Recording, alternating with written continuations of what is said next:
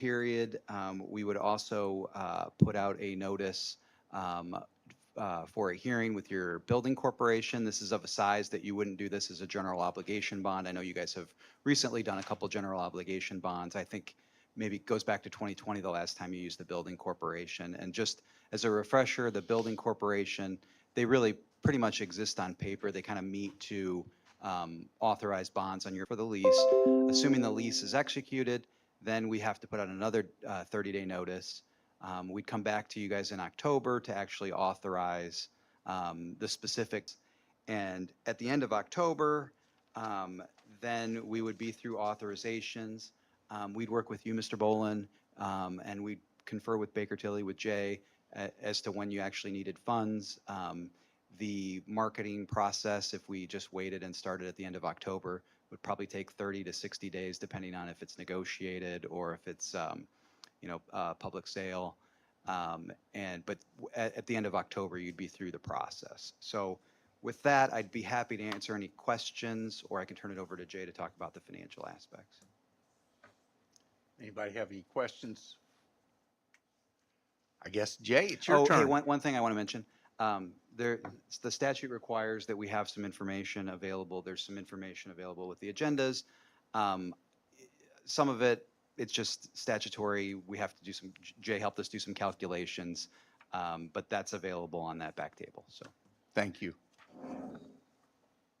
Mr. Staley, thank you. Well, good evening. Jay Staley with Baker Tilly. Appreciate the opportunity to be here and to work with the district. So we serve the district as your municipal advisor or financial advisor. And so as Jacob mentioned, as far as information tonight, this is just kind of setting some high watermarks or some thresholds. So if we go through this and you have questions, please ask. Courtney, if you can advance us a slide. So I believe the board has this slide, a hard copy of the slide deck. So the first is just looking at your current debt service picture. And so you see payments that are going to be falling off here in 2025. So whenever Mr. Bolin mentioned the ability to do this from a tax rate neutral standpoint, it's because you have debt that's expiring that you're able to borrow additional debt into the future. So Courtney, if you will advance to the next slide. This is just the actual payment information that builds into that the prior slide for the bar graph. And Courtney, if you can go ahead and advance. So this is kind of the information that Jacob was alluding to a little earlier, as far as, and you also have to determine how many issuances you may sell. And so do we do one this year, and is there another one a couple years down the road, or is this all done at one time? And so certainly that could impact what that interest rate is as the interest rates change as we go through time here. The maximum annual amount that you can see listed there, the $8.972 million, is the most in a lease payment that you would be able to pay annually for this particular situation.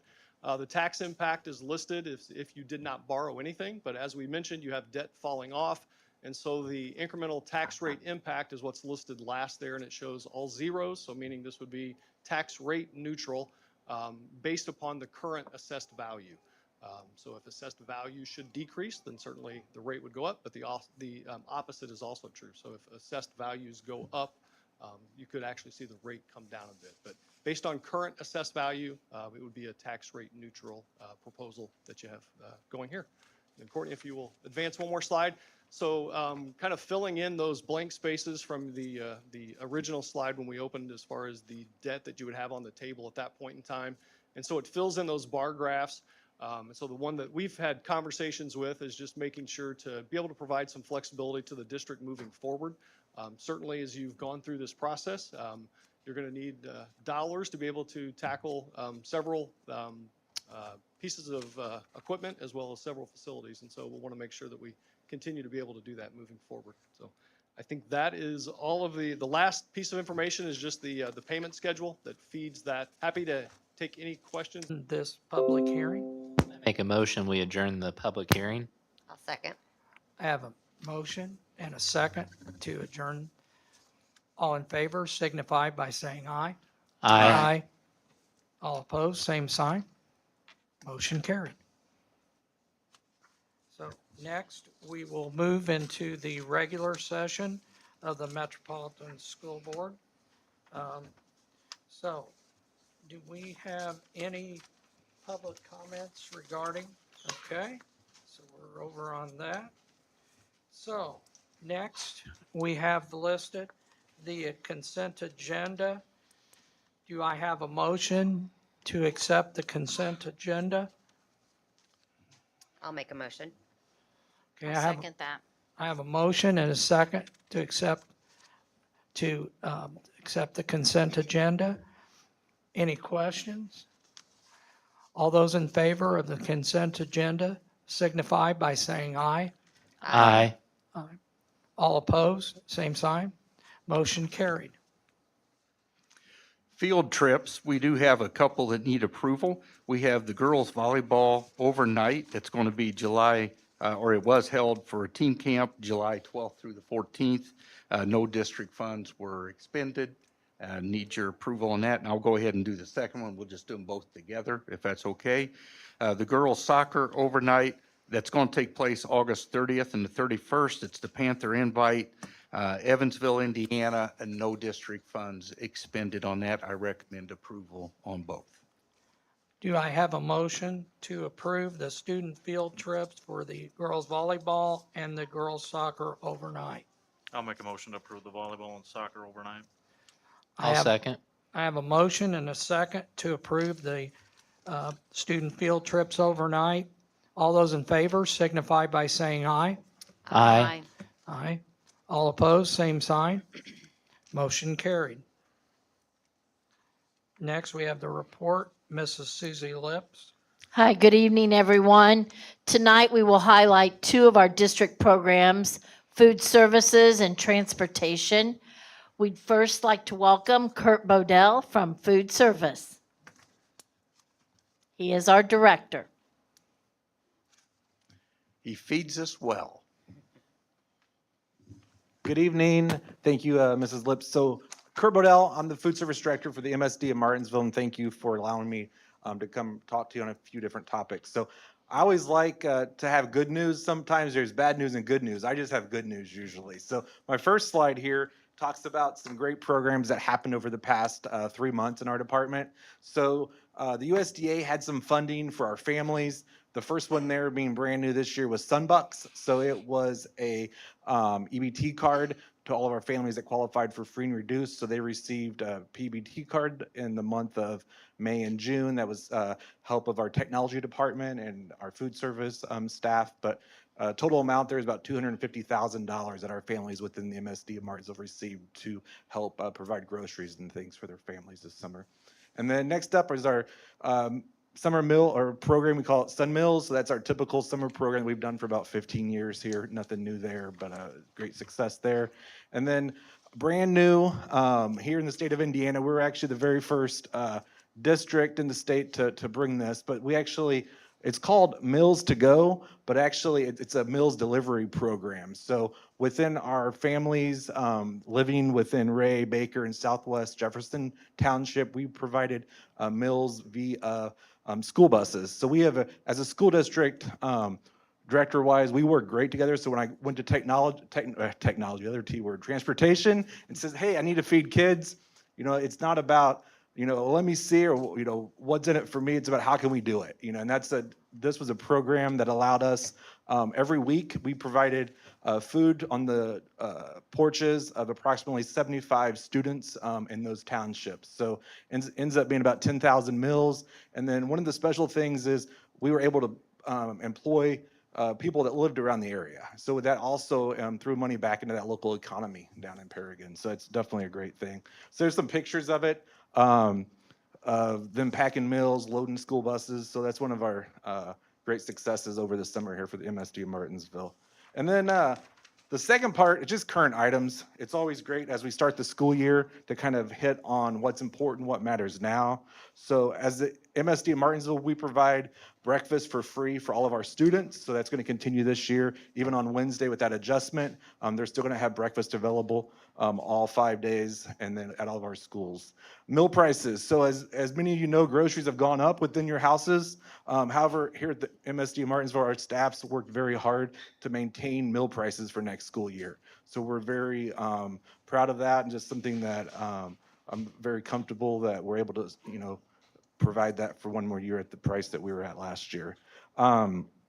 Next up is free and reduced applications. So a lot of our families qualify for meal assistance. And so just a reminder, as we start the school year, that application process is very important. They can go on to Family Access to complete that or do the application, and we'll get that squared away. And then next up on the board agenda, we have what we call our prepaid meal account procedure. So this is the process that the board approves for how we collect funds within our department.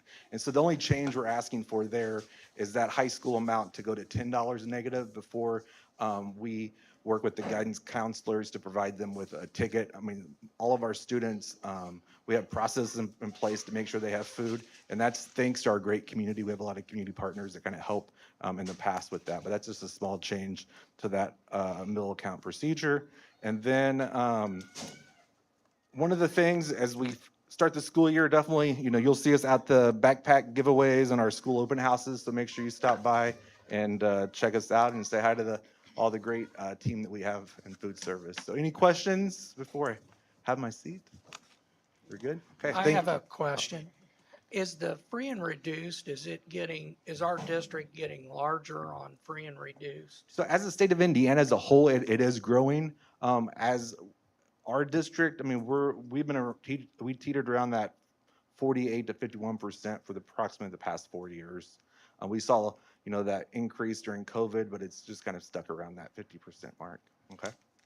Any I have other a question. questions? And Mr. Bodell, don't you think it is also very important, as you mentioned, for the free and reduced applications? Because even though we don't have textbooks per se in the state of Indiana any longer, there are still other benefits that families, different things that they could benefit from if they qualify for free and reduced. So it's very important for them to get on Skyward Family Access and fill that out. Yep, definitely with like SAT waivers and different testing Yes. waivers, college applications, we're always getting those requests. Even our early before and after care, there's some discounts there. So those are some of the things. So great questions. Thank you. Thank you. Thank you. Thank you. Anybody else? Thank you. Thank you, Mr. Bodell. Next on the agenda is Dennis Mills, the Director of Transportation for our district. Thank you, Mrs. Lips. Just to kind of update you on what we do during the summer. We're not closed. We're there all summer long. As Kurt, we're glad to be able to partner with him and send multiple units down to Paragon. Gave the drivers an opportunity to make a little bit of money in the summertime when they're not working, and also to get our buses out and stretch them out a little bit in the summer instead of sitting in the lot. One project we took on this year was every fifth grader, we searched out of Skyward, and Darby and Lisa Callahan, the assistant, were able to locate those students in that transition from fourth to fifth grade. So they were sent a postcard depending on what their address was, what their bus number would be, what time it should be there. So hopefully that chaotic transition from fourth to fifth will be a little bit smoother. If you moved or you didn't get a card, let us know. We can look you up and give you that information. Another thing we did starting last year, we had contracted bus routes go out. The school absorbed Route 2 and Route 39. What that allowed us to do was go into Artesian Acres for elementary pickup. They've never had an elementary pickup. So we're able to provide that by combining those two. Bus 1 will go into Indian Creek Village, Tomahawk, Elm Street, down to Maple. And Bus 2 will go into Artesian Acres, Crab Apples, Sassafras, Pin Oak, those drives there. For group stops, we'll go right down the road and they'll walk out to get us. So we're looking forward to that. We searched enrollment at South, also sent them a letter, knowing that that opportunity was there. So each household should have got a letter, unless they've just moved in. Give us a call and we'll help you with that. We also did that in anticipation of Hannah Farms. When they start building there, we'll be able to transition into that other area for bus service. So I think those were positive things that we were able to do this summer. Also, we brought back Route 47, which goes up Church Street in Brooklyn, gets Country Club Road, gets a couple other little driveways there, Brooklyn Court, some of those. We're able to do that and free up other routes to do what they did before. Route 16, Route 19. We made bus 47 a double run to pick up one one large group of people. There were like 20-some elementary students, so we're able to transport them in also. They also were sent letters. So if you rode bus 19, bus 16 last year, you should have gotten a letter by now saying this is 47, this is what time it'll be coming through there. Another project, the PD helped us with new radios, so we're having new radios. We've been testing those out as we've been out and about this summer. So that's been a good project. We've just got a very, very small handful left to install. Not us, the mouse in my pocket, the Kenworth people. Also, all the buses were lifted up in the air and sprayed underneath with a Hotsy spray. Take all that road grime off from the winter, hopefully cut down on some rust, and really helps them there. Fluid changes, tires, AC. We had some alignments done this year and just some basic repairs. What we've also been working on this last week was all the special education students, assigning those to different routes. As you know, with the expansion of the developmental preschool and the posting classes and everything else, the list is growing and growing. So hopefully in about a week, those parents should be getting a call, letting you know what bus number you're on, what time the bus should be there. We've got a training coming up August 2nd. Board of Health is nice enough to do Stop the Bleed training with us, so we're looking forward to that. The applications of tourniquets and things like that. You think, what's a school bus need a tourniquet for? You're driving down the road, there's an accident, there's a policeman. Even though you've got a load full of kids and you can't jump off the bus and do it yourself, here's mine, use it. A lot of times in tragic situations, buses are used for transports, and we might be able to do that also. So we're going to look at that, and we're also going to look at some general first aid things and some student management things through special ed. One thing I'm really happy with, we've had higher signs and buses out with banners on them. Got a lot of response. Got a few very good ones that I'm looking forward to. There's one guy right now that is just itching to go, and I'm itching to hire him. Because that means Dennis is not driving bus 46. Because it is all about me. No. But no, he seems like a positive guy. We've got a lot of positive response, and it may be something that may take us a few months before we get really good results out of that. But I'm looking forward to that. And we were very happy to steal one from up in the Kokomo area. She moved down here from there, and luckily she had all the certifications, so we were able to pick her up. I think she's very happy to be with us, and we're more than joyed to have her also. So that's just a few of the things we've been doing, just to keep busy and keep productive during the summertime. Any questions? Dennis, you said you're, Now for a while. I mean, life events happen. We'll have a meeting on the 2nd, and we'll see what other life events are happening too. appreciate that. I know you guys do a really, I don't know how you do it. I couldn't drive a bus with screaming kids, but you guys are good. Thank you. We appreciate it. They work hard. They do a good job. There's a lot of people can drive a bus. There's not a lot of people can drive a bus loaded with kids, like you said. Those are two different things. Great point. They do a good Exactly. job. Great point. Thank you. Thank you. Sure.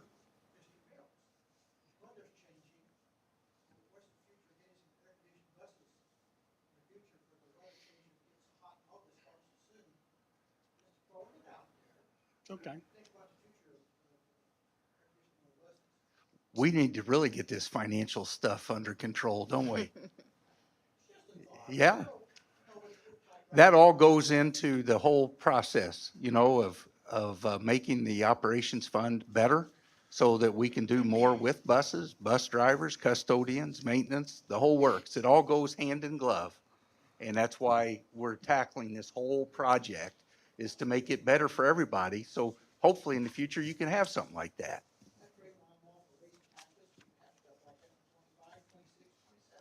Well, I'll let you go out to the public and tell them that part, because ours is tax rate neutral. You can go raise taxes. That was Bill Mitchell.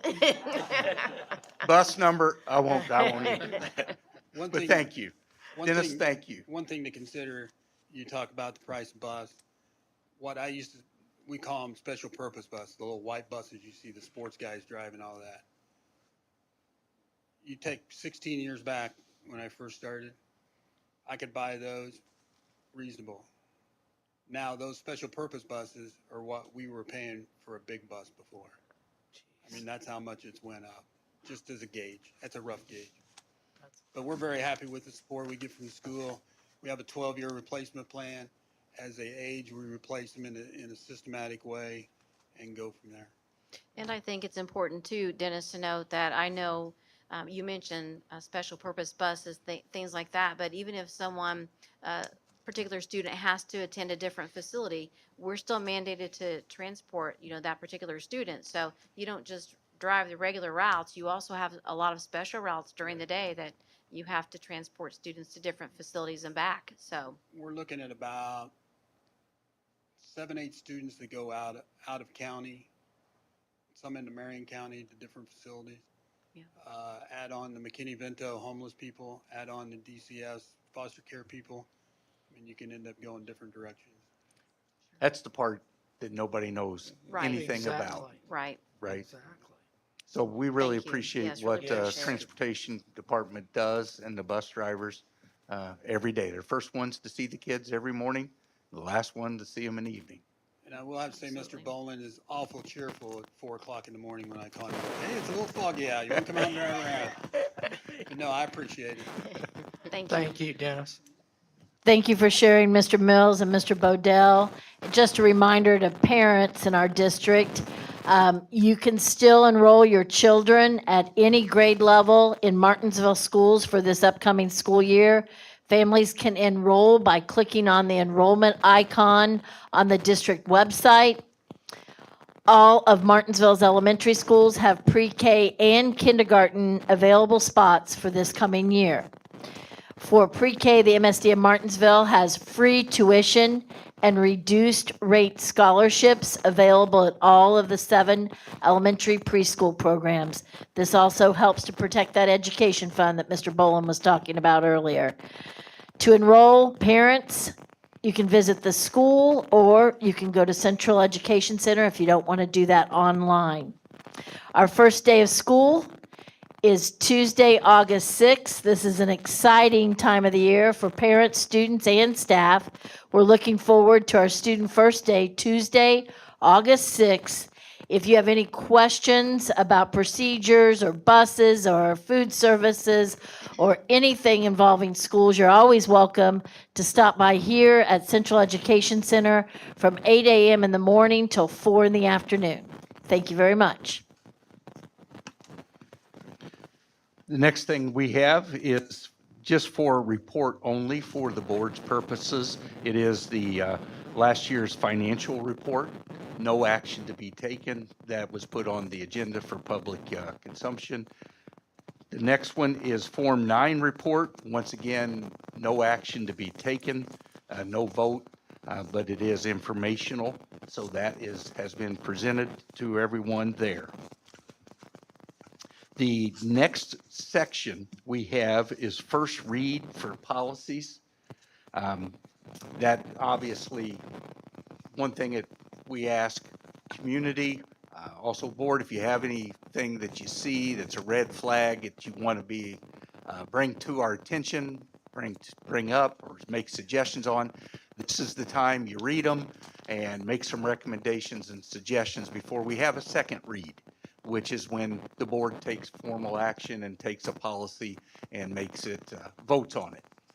So that's first read, that's number 3 and through 6 there.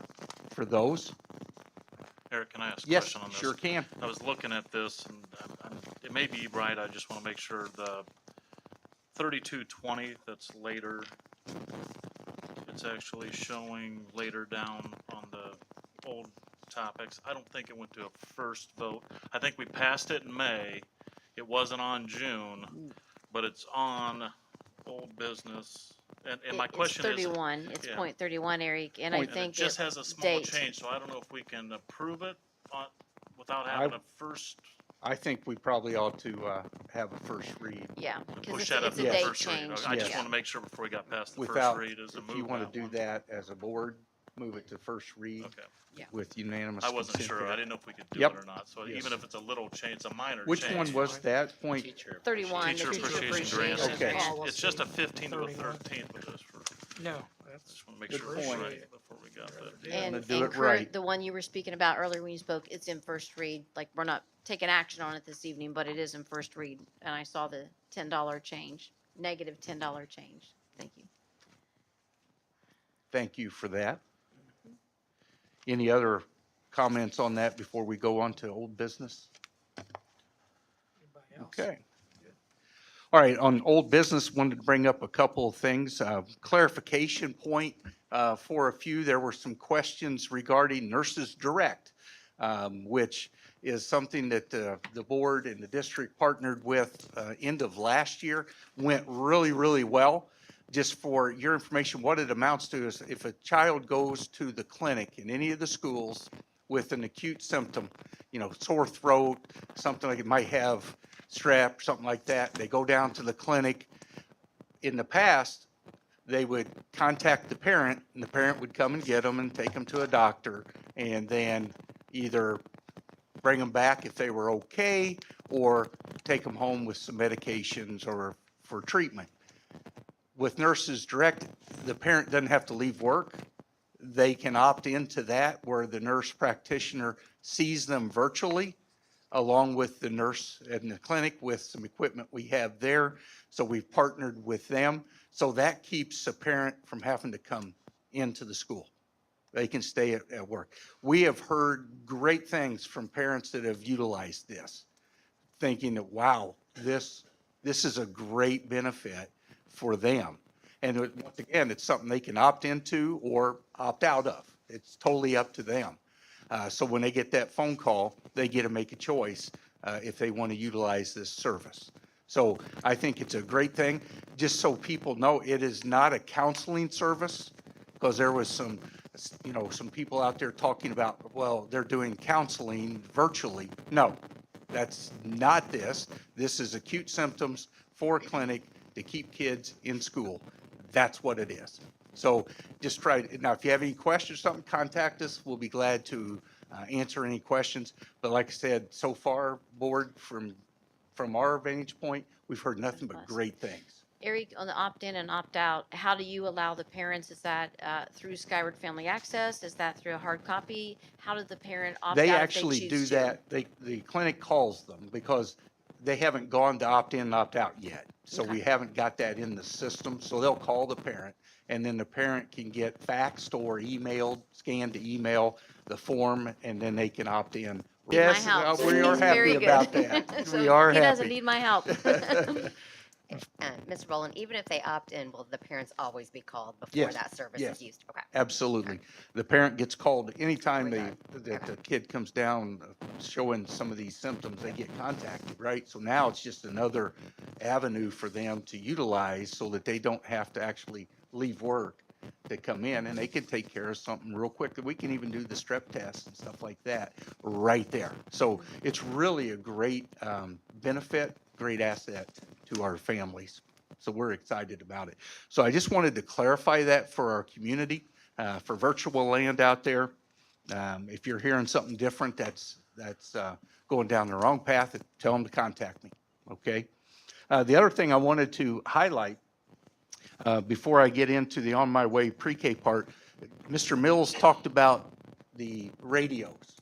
And for public out there, we have gotten these new radios in, and they're going into all the buildings and majority of the classrooms at the elementary and intermediate level, and all the buses.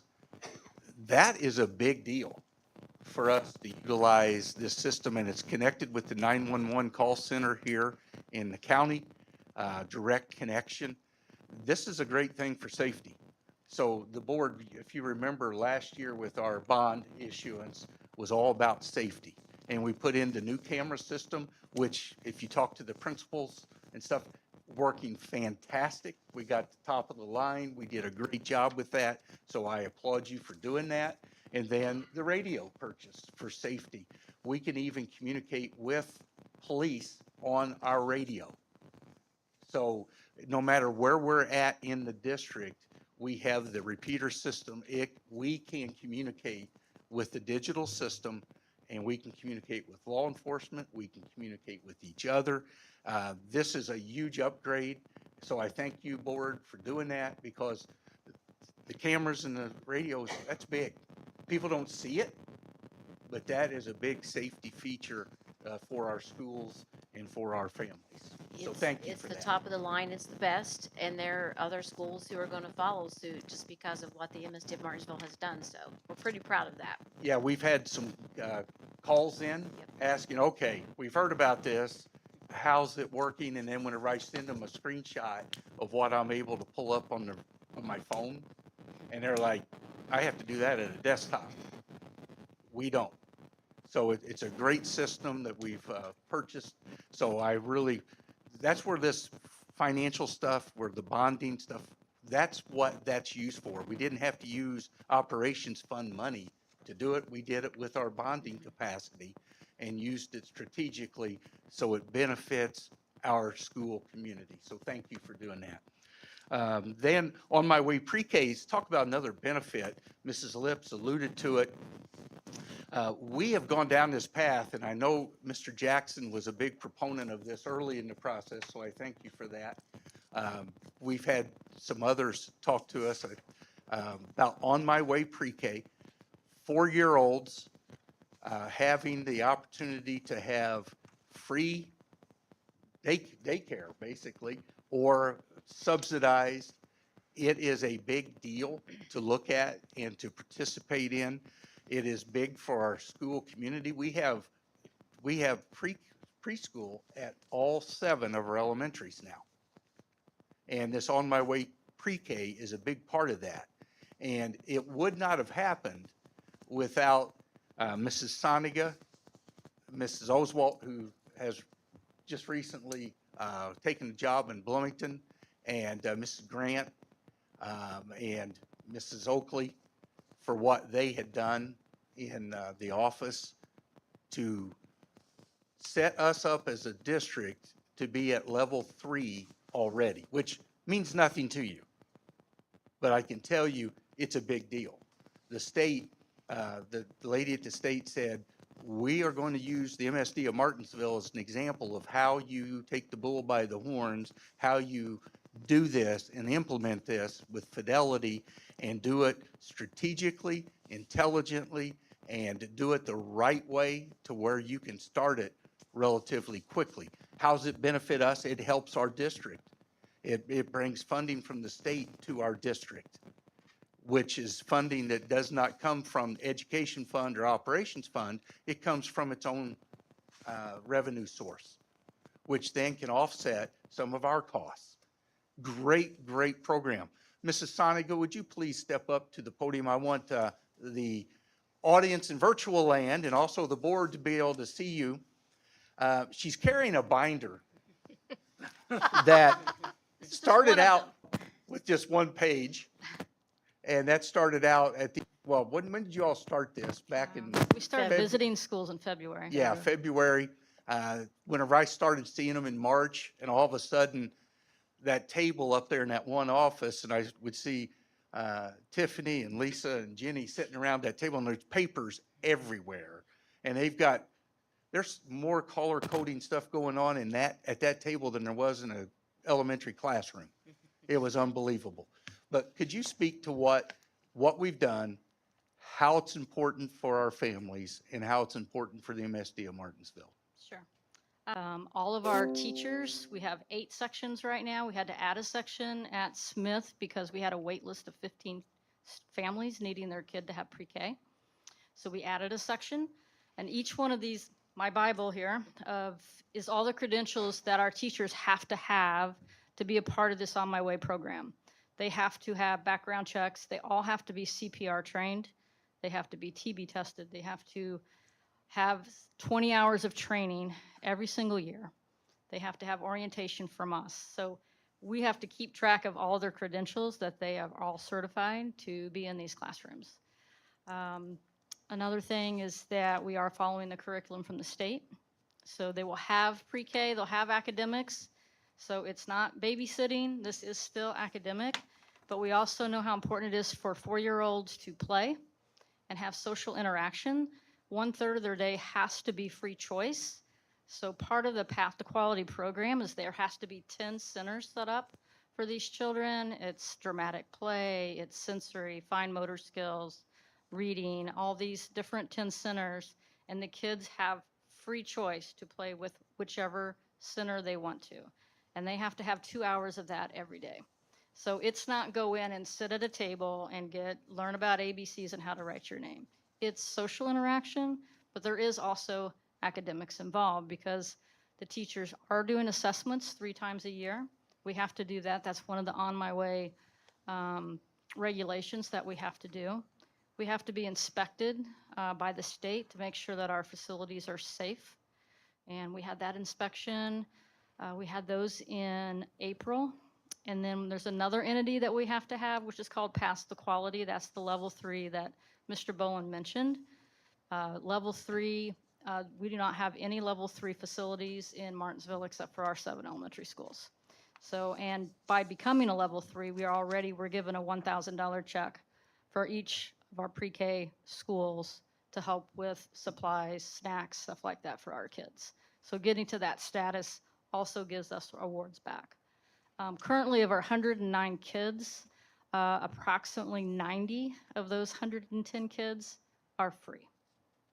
In the past, we had at Brooklyn, Centerton, and Green that have always been pay pre-K. Already of those 48 kids, we've already had about 22 of them get free pre-K also. In the past, they would have had to pay. Most of pre-Ks are about $400 a month, between $400 and $600. So, and 85 of our kids right now are free. Any questions? There's so much, but it would. What's the, Yeah. they are, have to be at least 4 years old to do this? They have to be 4 by August 1st. August 1st? They cannot turn 5. So we have some 5-year-olds in this pre-K because the parents don't feel they're ready. They might have autism or developmental delays and they're not in our developmental pre-K. But because they're 5, they wouldn't qualify for the On My Way voucher. But because of the On My Way voucher, we can still provide free pre-K for them at age 5. I was going to say, isn't that pretty necessary now considering the pandemic when some of these kids didn't have a lot of things in the 2020 that are reaching? Right. Last year, our 3rd grade iRead scores was the last group that kindergarten did not have a full school year. And so those kids this year in 3rd grade would not have had pre-K. So we're still in that deficit for academics from COVID. And So- Peggy, Oh, go ahead, no, Luke. I was going to say, piggybacking off of that, it will be interesting to see if the mapping is different for these students